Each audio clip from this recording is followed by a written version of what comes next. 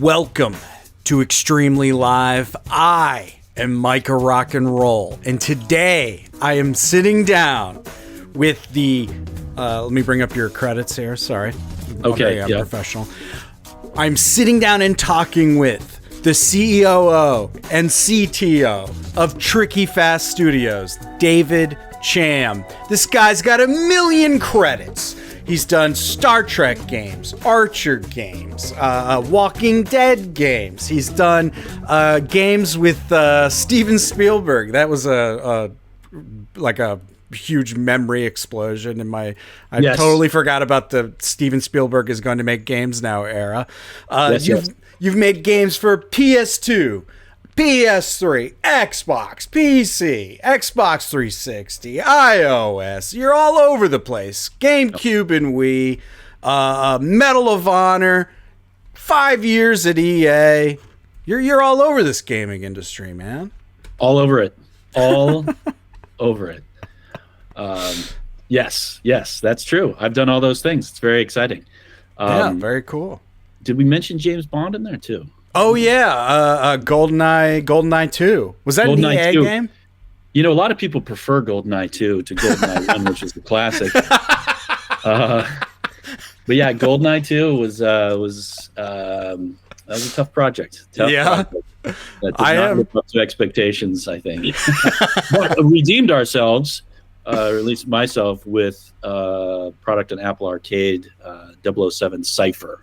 Ooh. Which has gotten pretty good reviews from the fans. So nice. Part of giving back to the community. I totally forgot about GoldenEye 2. Actually, what year was that? What was that PS2?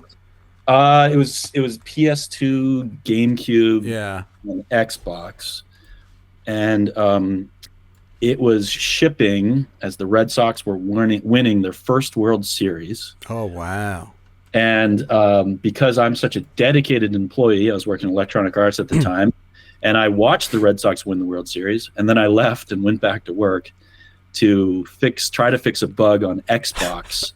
Back in the day when you would walk through Walmart and whatnot, you would see an attract loop, and after some number of hours, this was a really tough bug.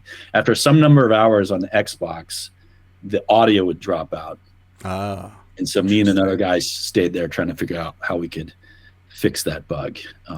So GoldenEye 2 and Xbox and Red Sox ending 86-year curse, they're all intertwined in my head.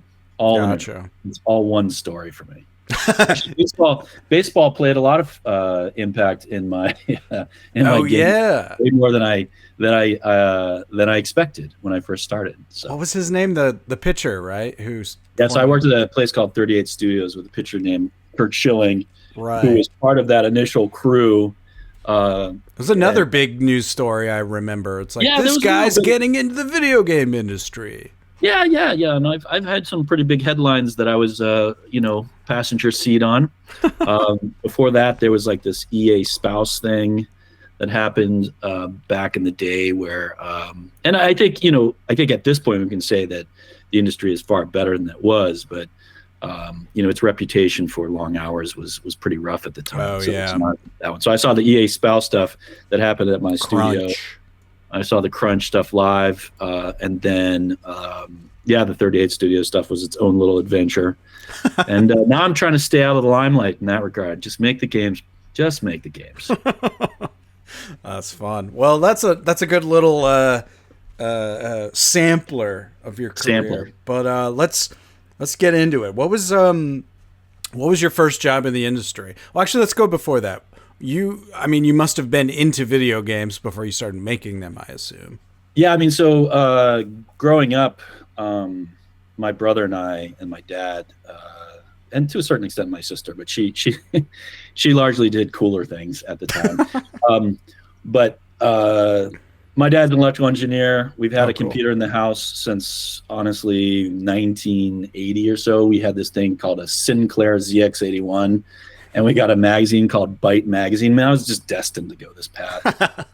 And Byte Magazine would have like machine code listings, pages and pages of just numbers. That's wild. My brother and I would type into the ZX81 so that then it would load up the memory and you could play like their knockoff version of Pac-Man called Z-Man.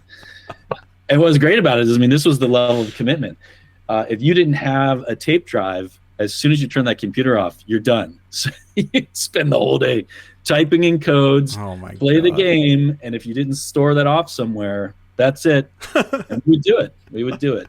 And so, yeah, there were all these computers in the house. In fact, fun fact, my brother was also into Dungeons and Dragons, got me into that. And at one point, I had a club in elementary school called the Sinclair Knights. Yeah. And so we would come and like stare at the computer, not type in all the machine code because that was a pain in the butt. But we'd stare at the computer and then get swords. And somehow we had a fort underneath my porch. And, all the ladies loved us. I mean, I'm sure. In the 80s, they were very much into what we were portraying. I should reach out to go ahead. Nights. I should reach out to them, just see what they're up to. Yeah, you got to reunite. Bring the round table back together. That's right. And I had my birthday at like an arcade back in the day, which is kind of awesome. Most people could only play video games. And man, I miss arcades. Arcades were the coolest, weirdest, like place you could go to, like, God, like this. I was going during the Street Fighter 2 era, so that was like, and going into the Tekken era, like 3D graphic fighting games. But it was always like, that's where everybody was hanging out. Like that's where you could show you were cool by trouncing somebody with Dalsim. I just remember the pressure, right? Like, so like, I was pretty young, and like that game you wanted to play, and do you have the chutzpah to take your quarter and just pop it right on there and claim the next game? Yeah. And it was like a 6'3" monster sitting there playing it already, and like as a sixth grader, do I have what it takes? It's true. Yeah. There's like a weird ritual, there's like a culture to an arcade. But so I mean, like a lot of arcade stuff, and then we got the Commodore 64, which is a massive upgrade. Classic. And I think like, I mean, a lot of those games were pretty arcadey for the most part. Played a lot of like sports games like Summer Olympics and Winter Games and such. We had first EA game I played was Dr. Bird versus Larry Bird versus Dr. J. And it was just awesome because every once in a while that backboard would crack, and that was the whole thing. Like, it was just like later with NHL when you got the blood on the ice every once in a while. Like, like I showed the backboard cracking, and I think we sold like 50 more copies of the game in our town because everyone. That's so funny. But my brother and I got heavy into.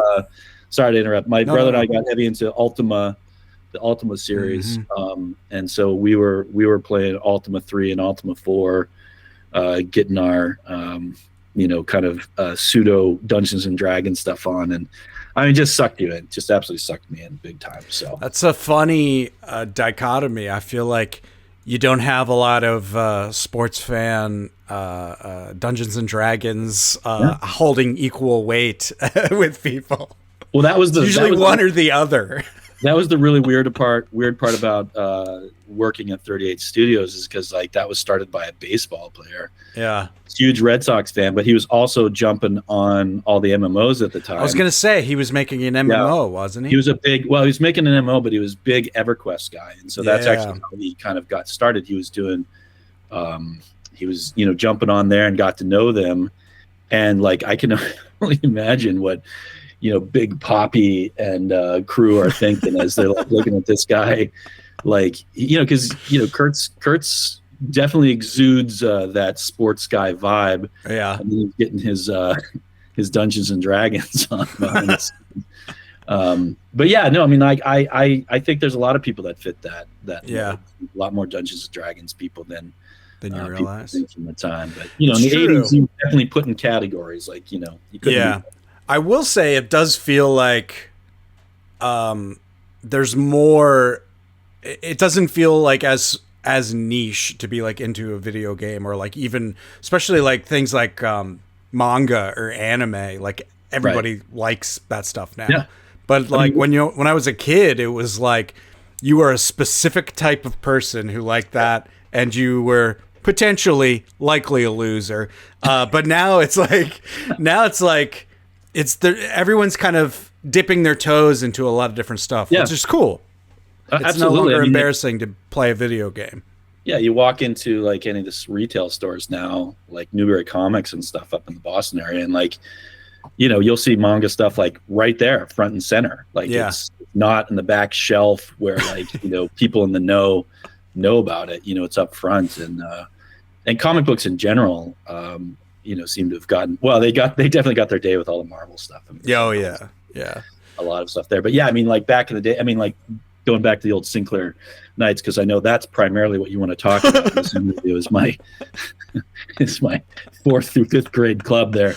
But at the time, there was a Dungeons and Dragons cartoon on TV as well. Oh, interesting. That fueled a lot of our imaginations. But yeah, it was definitely, I was in that Dungeons and Dragons crowd. I was quoting Monty Python to people that I had no idea what I was talking about. I was definitely getting some some social feedback, if you will, from my peers on that. Did you? I should have been, because now I'm making video games, right? Exactly. Did you watch the Dungeons and Dragons movie that came out a couple years ago? With the Chris Pine was in it. Yeah, I liked it. I thought it was good. I did too. And I won't name names here, but I immediately, because that stuff gets very territorial pretty quickly, because there's so many different versions of Dungeons and Dragons, right? And so many different ways to interpret it. That's actually what I think is really cool about the game, is like, when it really hit me beyond something that my brother was having me do, play with him as a kid, when I saw adults doing it, it's like that improv nature and that fun, like make it up as you go. Yeah. It's phenomenal. And so I actually checked before I told anyone out loud that I liked the movie. I checked with a few people in the Inside Scoop that have strong religious views about Dungeons and Dragons, and they tacitly agreed that the movie was okay. So I can now publicly say that I liked the movie. Nice. Yeah, I thought it was very, very entertaining. It's too bad it didn't do well. Yeah, I love. I thought it was good.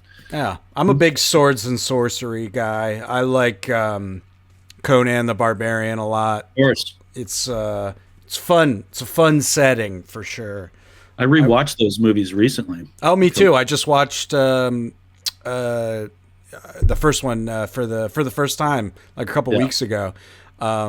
I'll say it pissed me off they made Conan a slave who like had no self-worth, because it's like no.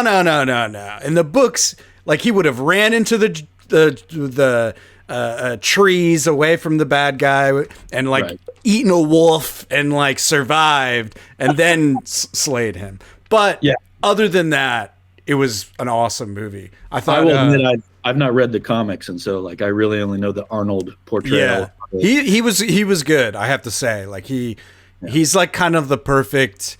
He's got like the build you imagine Conan has, and he was like he's that good combination of like charming and but tough but like approachable enough that a woman could fall in love with him. Like he nailed it. He nailed it. Yeah. I think he's got a future. I think he's going places. That Arnold guy. That guy's going places. Yeah, I think he could broaden. He could do comedy if he wanted to.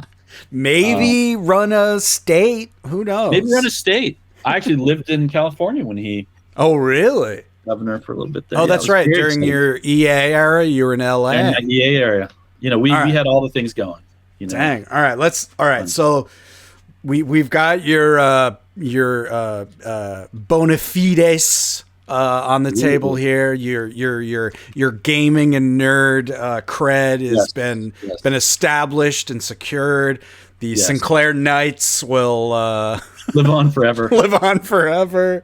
So what was your first job in the gaming industry? Like, were you just like, I want to work in this industry, or was it like happenstance, or what did that look like? Well, so going up to high school, and I was always playing games and such the whole time, but in high school I definitely got more into music, which is how I ended up getting my first gaming job.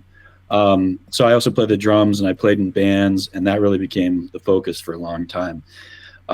So much so that I actually like didn't immediately jump on the PlayStation bandwagon. And so like anyhow, I went to college, study electrical engineering. My senior design project was a firefighting robot. And as we're making this thing, because I was doing hardware and software, as we're making this thing, I had so much fun doing the programming for the robot.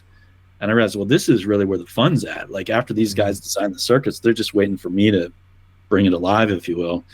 And so I started really seeking out software engineering jobs after that. So my first job in you could say gaming / simulation was at a company making a driving simulator. So we had, it was like a Disney ride. It's actually the same apparatus they used for the Back to Future ride and the Star Tours rides in California. The same people that made this giant platform for this company that I worked at. And we would take a real car and put it on top of this motion platform. It would move around, and it had graphics that were powered by this gigantic computer. I mean, the thing was like, I mean, my God, it was like the size of a refrigerator, and all it did was do vector graphics. Right? It's like an N64 game. Yeah, and like, you know, it was almost something out of War Games, if you know that movie. Yeah. Where you just see these huge machines. So anyhow, I was there, and I was doing hardware and software, but we were programming all kinds of things to make it feel like you're driving a car, and we would bring real people off the street, run them through simulations.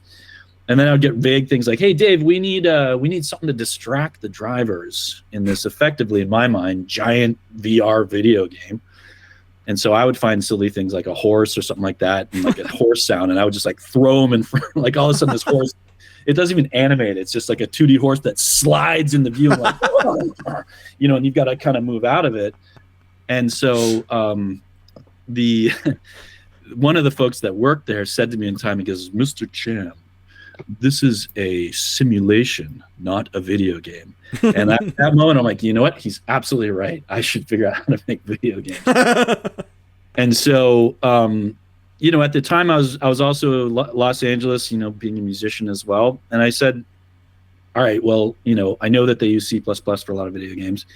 Let me just type C++ and music in there, because I'm really into music.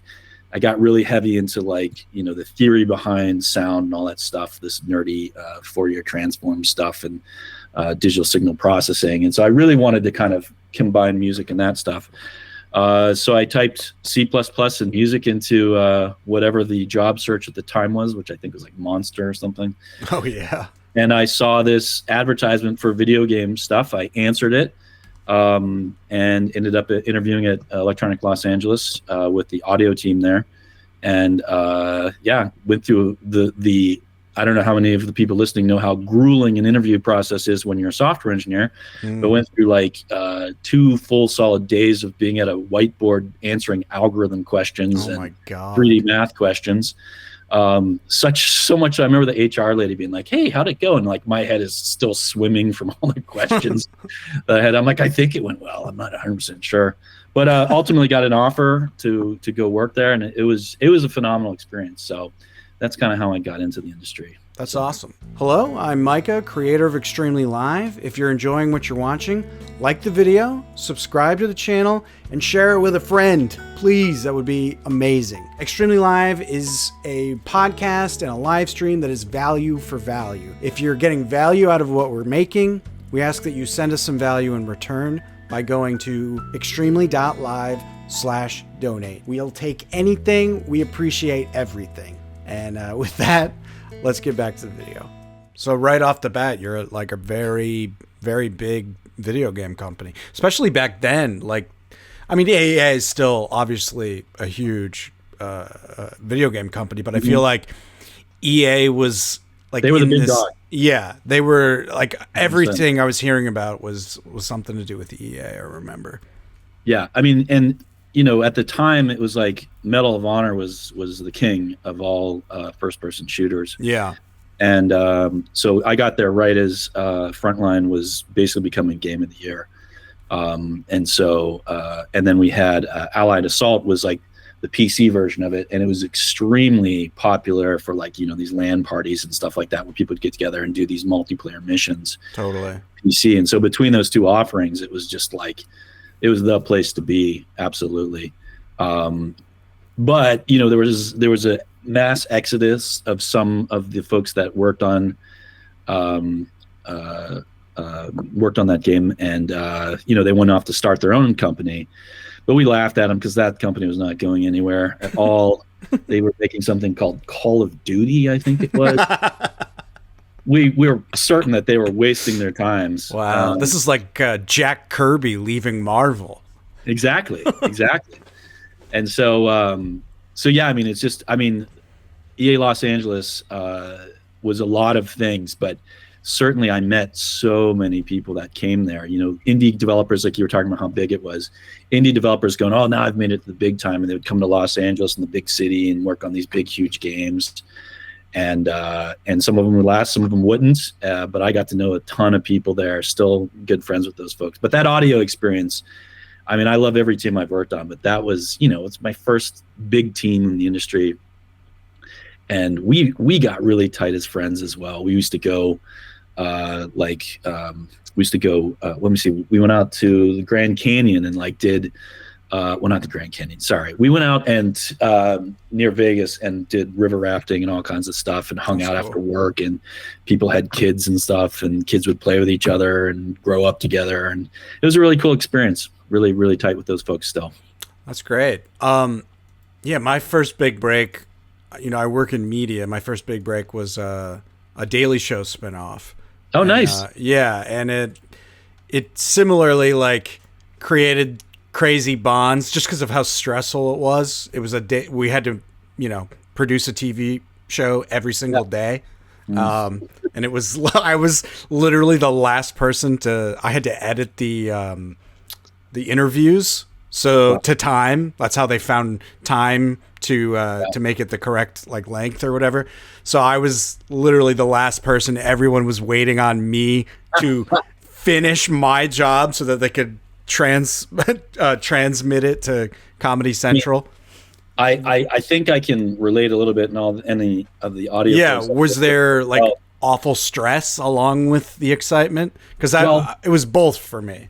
Yeah, I mean, the first game is just, I mean, it's just a blur, because aside from that, you can't believe you're doing this for a living for a long time. You're like, I can't believe this. But the first time you ship something, especially then, we were printing media that had to go into stores.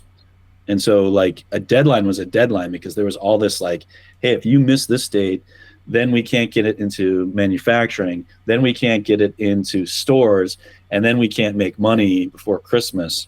And so there was always that pressure. And that was the pressure with the previous mention to GoldenEye 2. That was certainly the pressure of my first game, Rising Sun. And the interesting thing about audio is that it's a post-process experience that's happening as the game is going. And so, usually it was okay, code lock, okay, content lock. And then there was a time where audio could catch up to all the changes that were happening. So I totally relate what you're talking about. Everyone's like, is it done? Is it done? And, yeah. There were more than, because I shipped a ton of games over there. There's more a couple times where, the rest of the team is out there drinking, having a good time. Yeah. And, I'm hunting down a crash bug in the audio engine on PS3. And everyone else is just having the time of their lives. And then hey, can I help you? But it's one of those things I don't, in editing, I don't know if they ever offered to help you do it, but it's this is a single person job. I really just focused, and I'd love it if you could help me, but I can't. But yeah, that crunch at the end to get her done and everyone's waiting for you. Yeah, it's exciting. And I think that's where you really decide whether you want to stay in the industry or not, So yeah. What, describe your job a little bit. I'm not able to picture it fully yet. So you're doing audio. Sounds like you are hard coding stuff. What? Hard coding. That's your opener. Come on, man. No one hard codes. That never happens. No, I mean, the audio team there was a director of audio that had a beautiful vision, and Medal of Honor. Usually the audio was the best rated part of the game. People really got into it. We're talking 5.1 early days, and when and it was kind of part of the gameplay. You would hear sounds behind you, and so audio is a very underappreciated part of things, especially now with mobile, where I don't even think half the people play the audio. But then it was like this big cinematic experience. Totally. So like good sound design is super powerful. Right, exactly. And that's the thing is like, you know, a lot of them will say like that's when you feel the emotion. Later at 38 Studios, like we would do these monthly showcases, and the animators would show an animation they did. But one of the animators took the time to go and talk to the audio team and put like the sound of thunder and all these things of this character. And the crowd just erupted as soon as that thing had sound to it. And so then all the animators wanted to get sound to it. What I was doing, I was a programmer there. And so I was building a pipeline to let them, to help them basically create sound. So like you make wave files, but then a lot of times like a sound effect, if you hear that footstep sound, da, da, da, da, da, da, da, da, da, da, da, da, da, and it's the same every time, you just lose your mind. Yeah. And so I was building things to give a lot of variety to that and allow them to do these things where like the first part of the step might be one set of samples that you choose from, then the next part might be something else, then we might pitch up some of it. And so I was building a tool to let the sound designers create whatever they wanted. And then in addition to that, they could then feed that sound into these groups of mixes. And so you could do mixes on the fly, which then allowed them to do things, you know, and then from those mixes, send it into like low pass filter, high pass filter, all these things. And so like, you know, in video games and movies, it's like that big explosion goes off and you hear the ringing in your ear and you hear the tinniness of everything. And so it gave them the ultimate control to basically live mix the game based off of your gameplay experience. That's cool. And so I was building all that software with other people. I mean, there was a lot of people that were helping us, and they had a central team at EA as well that did a lot of heavy lifting for us. But yeah, it was really cool. And so like, you know, a couple of the producers, I mean, there's nothing like seeing the executive producer play any game. The executive producer is in front of an audience is going to make it seem like the coolest game in the world. And audio's got his back, right? So people in there, I mean, I just remember the last game I did for EA, Medal of Honor Airborne, you know, just seeing the executive producer play that in this big theater and everyone's watching and he's like ducking around every corner and, you know, he's like doing it like a cinematographer. He's not just gameplay hiding of it. He's also gameplaying and kind of lifting the camera so you see the beautiful sunset. But then when that audio's in there pumping and like you hear it coming up and down and doing all these effects, it just brings a life to the game, an emotion to the game that is really exciting. But while I was there doing that, you know, inevitably I was doing other gameplay work and, you know, and so I broadened my horizons. At this point, I do very little, if any, audio programming, and I'm all over the map doing systems work, doing gameplay work, doing all the fun stuff. But at the time, I was happy as a clam to just be doing audio. It was awesome. That's cool. Yeah, it's interesting. Like you said, it's underappreciated. I do think that's kind of true, but when it's really good, I feel like people resonate with it. You know what I mean? Yeah, it's a little bit like a drummer in a band, right? You don't notice them until they screw up. Yeah. You don't know why you like this band better than the other band. But yeah, I mean, other than, you know, the situations like Rush where the drums are practically a lead instrument, you know, you just kind of feel it, you know, and that was really what it was. Like whenever we had a bug in audio, it was pretty obvious because you hear, it's like, mistake. But otherwise, like, yeah, it should be seamless and it should just support the story and support the gameplay. And yeah, it was fun. It's a good thing to do. And I miss all those guys. Those guys are great. So you're there for several years. You're working on all kinds of Medal of Honor stuff. When you move on, are you looking to switch it up, or did you get an offer? Like what? So like leaving Electronic Arts had more to do with wanting to get back east towards close to family and stuff like that. So I had a very good friend who left Electronic Arts, and he was also a Red Sox fan. And so I remember like I ran to the basement because I heard he was leaving, and I knew he was going to the Boston area. And my wife and I had been talking about, hey, at this point we've got 2 kids, and we wanted to get closer to grandparents and stuff like that to raise them. And so, you know, there just aren't as many gaming opportunities in Boston. So he's leaving to go to this place that's owned by a Red Sox player. Seemed like a good way to get back to Boston. And so I ran down to we had valet because it was Los Angeles. I went down to the valet where he's picking up his car, and I caught him just in time to be like, hey man, like if you guys ever need someone, and I didn't specify audio, if you ever need someone, you know, let me know. And so he did. Apparently, my name went on a board over there, and then a couple months later, after my second was born, I went on an interview up to New England, and it was snowing, and like no one was in the studio because people weren't around. But they just hired me. Like this is a startup, so you do everything. You don't get to specialize in a startup, right? So it really started with like, hey, I'd like to get back east, and then I'm in the interview process as a big Red Sox fan, and of course they had just won the World Series for a second time at this point. And I'm in there with this, superstar pitcher and my good friend who's running the studio. My good friend's telling me about all the stuff, but next to him is this Red Sox guy. And I'm like staring at him, just going, I can't believe I'm staring at a Red Sox guy. Cause like, at that point, and I'll admit, like, I'm still a big Red Sox fan, but at that point it was like religion. So staring at this Red Sox guy, just staring at the World Series ring. He wore it to work. Yeah, well, at the end of the interview, he's like, "You're a Red Sox fan, huh?" I'm like, "Yeah." And so he like grabs my hand and puts the World Series ring in my hand.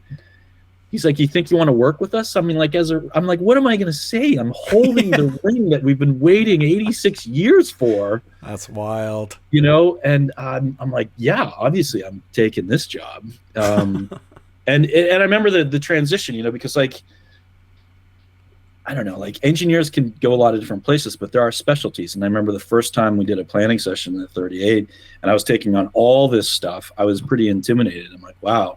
I'm going to have to do gameplay and all these like AI stuff. And again, I had done some of that electronic arts, but it's very different when, you're doing it next to a bunch of experts that are also doing that versus like, no, you're the one that's going to build the architecture for this whole system that's on an MMO that needs to scale and do all this other stuff. So it was exhilarating. It was really fun. And I'm super glad of that work. And that game ultimately never ended up shipping because MMOs at that point always kind of, a lot of people were trying to make MMOs to compete with World of Warcraft, and no one really ever did. But it was a really compelling experience working in Unreal Engine, which I was just about to ask. Yeah, when I first got to Electronic Arts, it was all custom engine stuff, and so we were making an engine and the game at the same time. For Medal of Honor Airborne, which is the last one I was talking about, we did Unreal for that one, and that was an exciting thing as well. And so at this company, we had this back end called Big World, and we had the front end is in Unreal, and we were connecting these two engines together to make this beautiful experience. And it never really shipped, but the company did ship a game called Reckoning, which is a bit of a hint and a glimpse. It actually did very well for Electronic Arts, but it wasn't enough to keep the company afloat. So like many things, that company exploded, and as was previously mentioned, was on the news, and that was a really tough thing. And like now, the gaming landscape is also pretty tough out there.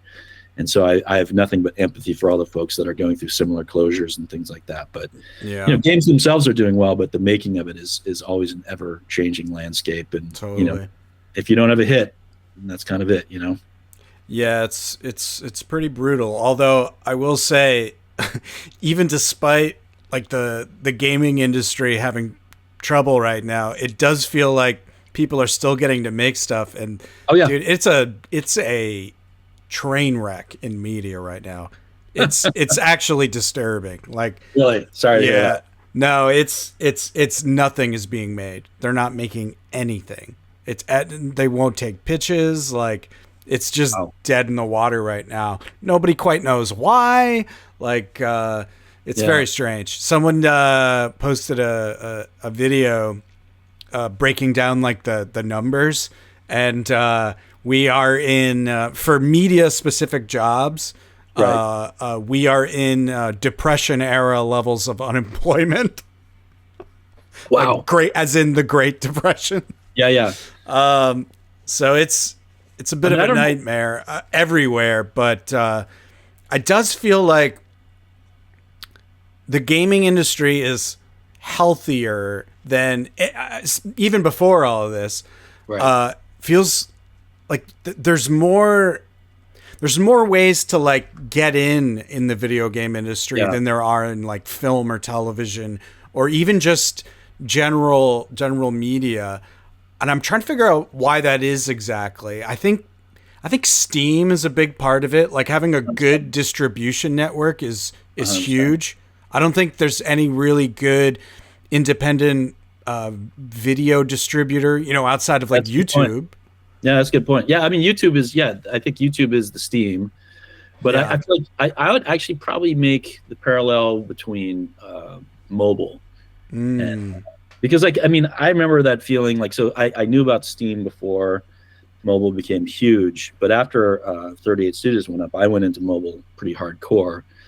And, at that point, I had a friend that made a game that was very successful. They were like one of the first games on iOS. And they did really well. They made this tower defense game that did super well. And, that was a true, like, he and some buddies made this game. Yeah. They didn't have a lot of biz dev stuff going on. They just happened to push it at the store at the time when things were early. Yeah. And at that point, if you were featured on the App Store, forget about it. Like, it's like guaranteed success. Yeah. And while I was in mobile, I watched that slowly change. Like if you got featuring, and featuring still has an impact on games, but like not what it was in those early days. And I feel like now, like, you and I could decide right now we're going to put a game out on iOS and Android, but if we don't have the marketing dollars, it's not going to go anywhere. And so I feel like to a certain extent, I'm not a YouTuber. I feel like YouTube is not too far away from that. There's so much content going on that platform. Yeah, if you don't have a good way of marketing it, it's not going anywhere. But to your point, I feel like Steam has like this culture of this is where I go to try weird little indie games. Totally. And then I think it's also supported indirectly by the larger gaming community because people will see what's working in that small indie space and then maybe try out mechanics or be influenced by the things happening there. Totally. I mean, it's like music, right? Like you get those little indie bands and then next there's like a scene forming. Yeah, there's a scene and then big name stars are all trying to do the same stuff. And, yeah. But yeah, well, sorry to hear about that for your industry. I mean, I do think the video games industry has kind of hit a point as far as jobs where it's starting to level off, if not start going. I've seen job postings definitely increase over the last month or so. I was going to say, not that it's over. I mean, I have friends out there that are suffering. I want to be very sensitive to that. No, yeah, totally. But there's definitely less headlines about layoffs in gaming. Less headlines, yeah. I mean, there was like a stretch of like 6 months there where it was just constant. Right. Terrible news about people losing their jobs in games. Yeah. And like, at Tricky Fest, we do a lot of contracts for those big places and stuff. So it was interesting for us to figure out, okay, where is our next contract going to come from? Yeah. And I'm proud to say we've been able to, get through it and find some really cool projects. But a lot of it has been by going to indie folks that are getting started, right? Because like the big dogs aren't really doing stuff. And so, reaching out to people that want to start something from scratch and walking side by side with them, going to investor meetings with them and helping them make pitches and stuff. That's awesome. Is where we've done a lot of stuff. And that's been really very exciting, So let's transition into Tricky Fast. So I'm sure there were other jobs between then and now, but you've kind of you described to me like how you got to Tricky Fast, like through a friend who was basically working there, right? Like, so I met a good friend of mine who owns the company when I was at 38. And just to quick provide, so from 38, I went to Game Show Network, and we made a lot of really casual games, including casino games and wordplay games and all kinds of stuff. And that was very compelling. And while I was there, I had to do more than just engineering. I kind of ramped up into other parts of the development process and saw marketing and all that such. Cool. I went from there to a company called Disruptor Beam, became CTO over there. And we put out a game called Star Trek Timelines. It was like the only Star Trek game on mobile at the time, so it crushed. And then Scopely came through with another game, and that cut into it a little bit. But yeah, I put out Archer the comic series, Walking Dead game there, and a bunch of things. Then we had a company buy the Star Trek game, and so I started a studio within that company where we were working on the Star Trek games, and then we were also working on the James Bond game that we mentioned. And then from there, like I was talking to a friend of mine who runs Tricky Fast, and I'd used Tricky Fast at all the previous places, you know, since we left 38. And I'd always joked with him, like, someday we're going to get the band back together. And so he and I were talking about it, and I'd always wanted to get more into, you know, running a business and having that tight control and feeling the ups and downs very directly of a small company.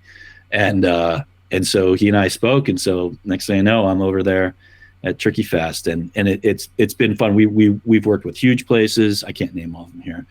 Huge places, big established places, and then these smaller companies are the ones that really. I mean, the huge places are great too, but like the ideas that come to us from the smaller places are just so. There's just such a passion when someone's using their own money and they're raising money to make a product, and that you get to help them bring that to life is just phenomenal. That's phenomenal. Cool. Let's real quick. I'm curious, like, what is, how do you convince like someone with a real IP, like a Game of Thrones or something? You're like, yeah, let me use that to make a product. Like, that's got to be quite a feat to get someone to agree to commit to that. I mean, it is a process. I mean, like, so at Disruptor Beam, there was a Game of Thrones app that they made there as well. You know, that's not my story to tell, but long and short of it is, like, you know, the CEO reached out before that thing was a big hit. The CEO liked the books and wanted to make a game on the books. And then through like just some beautiful kismet, the TV show hit big, and next thing you know, boom, explosion. A lot of times, like, there's business contacts. People have worked with other people here and there. And so, you know, we had a great biz dev guy at Disruptor Beam who was able to get connections together and then pitch CBS on, hey, we'd like to make a game for you. For the James Bond game, the company I was at had really great biz dev connections at MGM. And from MGM, that led us to the Eon franchise over there. And so that opened the door for us to give a pitch. The way you convince them is like, hey, we're people that have done this before. And by that point, we had done Star Trek timelines, and we could prove, like, hey, we've got this track record. This is the amount of money we've made on the store. This is how we do it. This is, you know, like, IPs want to know that you're committed to portraying the IP appropriately and caring for it in a deep way. And so that's what we really did. Like, in all of our pitch decks, it was an honest, loving care portrayal of how we would work with the franchise, and that's really the big thing they want to see. They don't want to give the game to someone that doesn't give the IP to someone that doesn't love it and live it. Right. And so yeah, I mean, that's really what it was about. So when we were you know, talking to all those folks and getting those deals together, it was really about, you know, just portraying a great business model, like, hey, this is how this stuff is going to work, plus a track record of, like, this is how we've done these things in the past, with a vision of what it is, and hopefully you ring true with whoever that IP holder is. Are you showing them like a demo or anything like that? Or are you just straight, I mean, like, just bullet points breaking video down? games are probably not too different from you know, movies and television, where, like, yeah, I mean, you have some art that you're showing people. This is what it might look like. But, you know, it's weird to go to someone that has an established IP and, like, hey, this is what I think it might look like. You know, you really got to be careful with that. And I think it's really crucial to include them in the process. You know, I think, you know, there might've been times in the past where people are like, yeah, just go do what you want to do, kid, and just make me money. But nowadays it's very much a tighter collaboration of making sure that everything lives up to standards. And there were a lot of great people at MGM and Eon and, like, you know, at CBS and Fox and stuff for all those franchises that had really, really great ideas. And it was a collaboration. And that's really what you're trying to sell. You're like, hey, listen, you can trust me. I've got a history of, like, I can build it. I can make it happen. Not I, but our team can build it. Our team can make it happen. Here's how we've done it before. And then it's really about, you know, like I said, making sure they understand that you're going to take it with love and care and do the best you can to make it great. So, yeah. Do do they help out with marketing dollars, or is that all on you?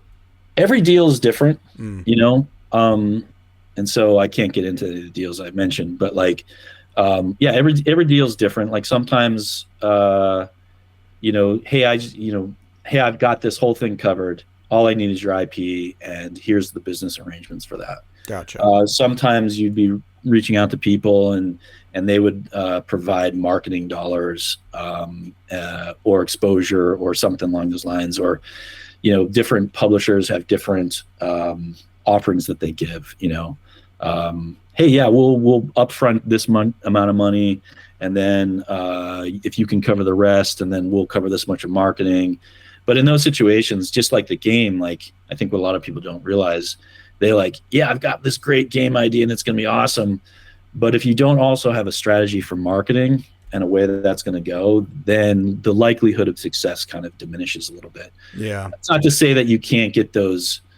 Of course, I don't know if there was marketing behind it, but like the old goat simulator stuff, obviously blew up just because it was such a funny idea. But again, I don't know. Maybe they did a marketing campaign and I'm soaking in it and I didn't even realize it. But yeah, I think, anymore, if you're going to make a game, you should have a plan on how you're going to get it in front of people. Right. That's cool. So talk to me about Tricky Fast. Like, it sounds like you, help people get games to the finish line, or like, yeah, just describe to me what you do there. We provide a top to bottom service, right? So if you're an existing game company, and you need a huge system built onto the game that's already out there, then we've worked with people to say, okay, yeah, we've got veteran people that have been there, done that a lot of times, and we're usually given a lot of room to like, okay, here's the basic direction. I don't have time to talk to you. Go build it. And we try to communicate as much as we can, but to a certain extent, we try to emphasize that, like, yeah, like we can handle this, and you don't have to watch us too much. That's part of the sales pitch. Again, we're happy to communicate, but a lot of people don't have time. And so we'll get in there and we'll add huge systems, adding multiplayer to existing single player games, or adding a new, shiny system onto stuff, all the way to like, hey, I just have this idea.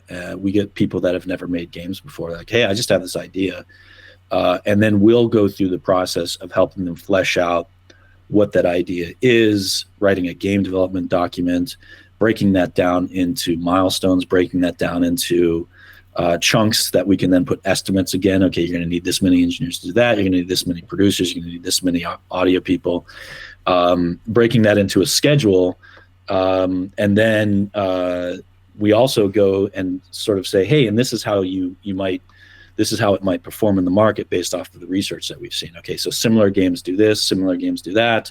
And so we can sort of infer that this is going to go, and then we'll help them make a pitch deck that they can bring to publishers, and we'll be in the room with them to say, hey, this is this game idea, this is why it's going to work. I mean, effectively kind of the same procedure I mentioned with working with the IP folks. And so we have a number of people we've gone to bat with, and we're helping pitch game ideas actively right now.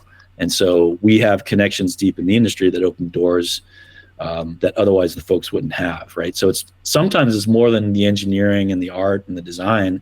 Sometimes like they come to us initially for that, and then they realize that we can open up these doors to get funding, or at least connection to funding, and then make things happen that way. So honestly, we've been every single way you could think it. Sometimes we just have people like, hey, I want to port this to WebGL or I want to port this to Steam, or I want to do this, that, the other thing. So we're pretty full service, honestly. That's cool. Yeah, that's fun. What's it like? Like, you're pretty high up in the company. Like you went from, being part of the sound design or the sound section at EA, and now you're like kind of overseeing a lot of stuff. I would imagine. What's your role like, and how's that different than your early days? I think that's a great question. I mean, it's different in that in any given day, and I want to be really, really clear about this, I still cut code. You know what I mean? We're small. I've got a lot of expertise that helps people. And so, you know, on any given day, I'll like last a couple weeks ago, we were working with a customer that, you know, we were going to be making a big pitch, and there was just something missing in the demo for that pitch. And so I went in and built an AI system, not the generative AI stuff everyone's talking about, traditional gaming AI, a bunch of NPCs that would, you know, fly around and then come attack you and interact with you and play the animations, all this fun stuff. And so I added systems like that in there. And so then I'll switch from that to like looking at, you know, LinkedIn and other connection points and see who are people that we can reach out and connect to, and setting up business meetings to see if there's someone we could help. And then switch from that to checking in with the folks that we have on existing teams, making sure they have the support that they need, seeing if there's anything we can add or remove from their schedule to make sure that they hit their milestones. And so like, and then flip around and do payroll for the week, and then send out invoices to customers. And you know, I mean, we can expand and contract as necessary, but ultimately we run a very lean operation here, where the emphasis is on really trying to bring, you know, game value to people, right? And so it's fun. I mean, it's definitely a lot. I like to tell people that because I grew up playing drum set, and inherently, when you're playing drum sets, you're playing at least 4 parts at the same time. And so that's kind of the way I look at my job right now. Like, I'm making business deals. I'm also writing code to accomplish what's written in the contract, and I'm also making new connections with people to get new business deals. And I'm, you know, working with less senior folks with their career trajectory. And the key to the whole thing, and I think we touched on this earlier, is like, in video games, you've got to be humble and confident at the same time. And it's a very small industry, and so like it's extremely important that you approach everything with a good, calm, measured way, because, you know, it's small. Like if you end up being an a-hole, that's going to spread through the industry. So I'm racking my head. Hopefully I didn't say something ridiculous in this. But, you know, I mean, like, you know, you want to be helpful, and that's really what we try to do here at Tricky Fast. We, you know, a lot of times our work is not publicized. You know, we're just doing stuff with people and helping their products, and that's how we do it. You know, and we try to stay cool and fun to work with, and reliable. Cool. That's a good breakdown. Sounds like you're got your fingers in a lot of pies, as they say. Absolutely. Absolutely. And we're looking at all the different trends as well, like where people making games. And, you know, we've done console, we've done mobile. I mean, we're still doing both actively. And then, you know, we're in the VR space. We're, you know, Unreal, Unity, casual, AAA, you know, wherever people need our help, we're there for you. Did that sound like a superhero setup? I don't know if I stuck that landing. But yeah, I mean, that's really the best part of the job, is just communicating with all these different people, and then, you know, then talking to other people too. Like, if we need extra support, you know, finding some of these folks that are out of work right now and giving them jobs is a very exciting part of the job as well. That's cool. Can you do me a favor? Oh, here we go. Your video is back. I don't know. All of a sudden the connection got a little wonky. Can you still hear me? Now? I can hear you. Yeah. All right. As long as you can hear me, I think it'll be all right. Okay. I can see you too, by the way. So don't make any weird faces, or do make weird faces. That's up to you. I only got a couple more questions, so we won't worry about restarting the connection or anything. If it crashes, I think we've got plenty of great stuff. Excellent. But I was just curious, how has the industry changed since you started? Like, what is there, like, things that are vastly different than when you first got in, when you were making games on the GameCube? I still remember a friend of mine that was helping us do the GameCube stuff on the first Medal of Honor, and watching him pull his hair out because it turned out that he had the wrong library, but like watching him pull his hair out to make that work. I mean, every time I think of GameCube, I think of this poor guy. It also had the weirdest controller of that era. Yeah, I mean, it's just the jump from that to the Wii was definitely a simplification. For sure. Yeah. But I mean, I think I think we kind of touched on it, like the idea that I would put out a game that I conceived and made myself, and that anyone would look at it when I first started was just insanity. Yeah, like how would you possibly do that? Who would play it? If it wasn't on disc, if it wasn't something you could buy physically at a store, for the most part, it wasn't there. I mean, sure, there were downloadable things and there were MUDs and all kinds of other fun stuff out there, but as far as a mass media, like self-publishing or that opportunity just wasn't there. And so, like, I mean, I love looking at all the indie stuff on Steam. Me too. I think it's the coolest thing that's happened in video games, to be honest. Yeah. It is the weirdest idea, and I love it. Yeah. You know what I mean? I love now that for the longest time, indie games were like, obviously, they like the pixel art aesthetic, and it makes sense because it's easier to do. But like all these tools get so good, and now like you got Blender for everything. You can literally download it for free, and it's like this. People are making like Hollywood movies in it, and now. What's so exciting is the PS1 aesthetic is now becoming more of a thing in indie games, and it's like I love that nostalgic bringing back this old look that was at the time so groundbreaking, and now is like charmingly corny. It's just awesome to me. Well, and that's actually runs me another point about what's changed in the industry is like. I remember when we were at Electronic Arts when the PlayStation 3 came out, all that stuff, next gen hardware was really what it was about. Like gaming was as much like, oh, can you make it as realistic as possible? And all the new graphic cards that would come out, all that stuff. It was about pushing the limits.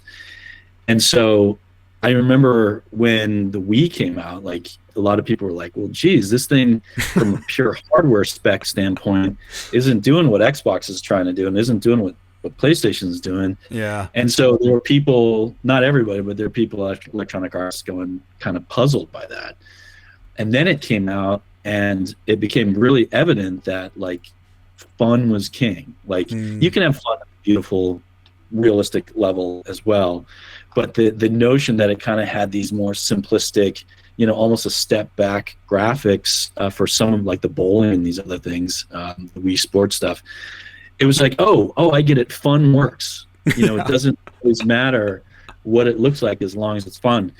And but then by the time mobile came out, it was like everyone went back to the arcade. Like the first mobile games were like, hey, here's basically Pac-Man on mobile, and like here's all these things. So once again, it's like you can go to the state of the art latest Call of Duty that looks amazing.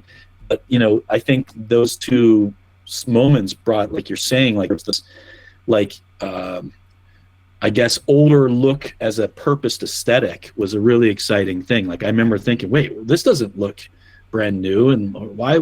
I was really excited that the next generation liked that look and wanted it to look like that, and so it's pretty neat, like you said. Yeah, it is interesting. Like.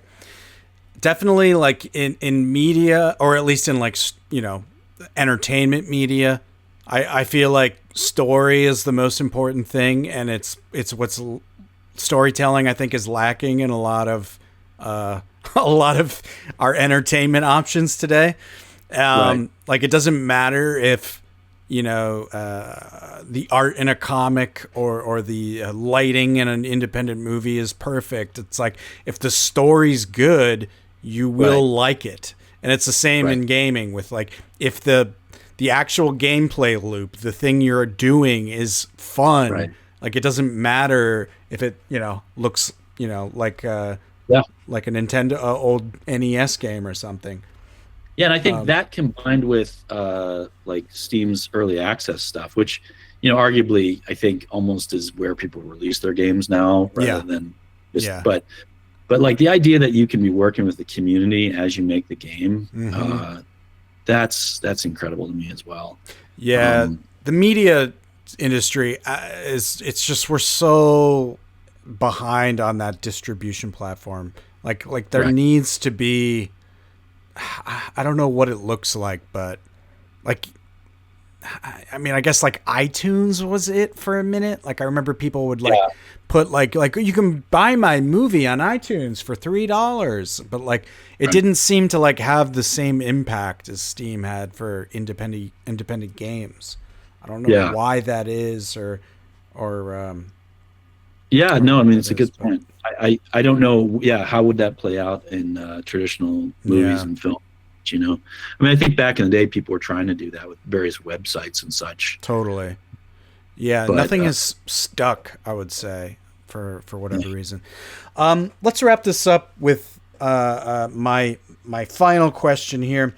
What advice would you give for someone wanting to get into the gaming industry, and what do you think are specific positions that are need to be filled right now, like art, art people needed, like or are sound design people, hard to come by?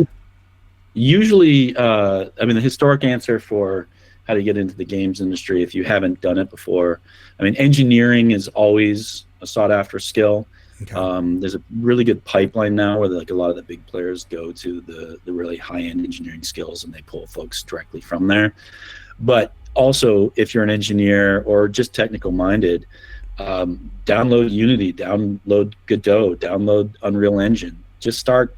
There's a ton of videos out there. Start making stuff. Yeah. If you're an engineer, you also need to watch the fundamentals of computer science programming, because they will not give you a job unless you can do those technical questions. And so definitely be prepared for that.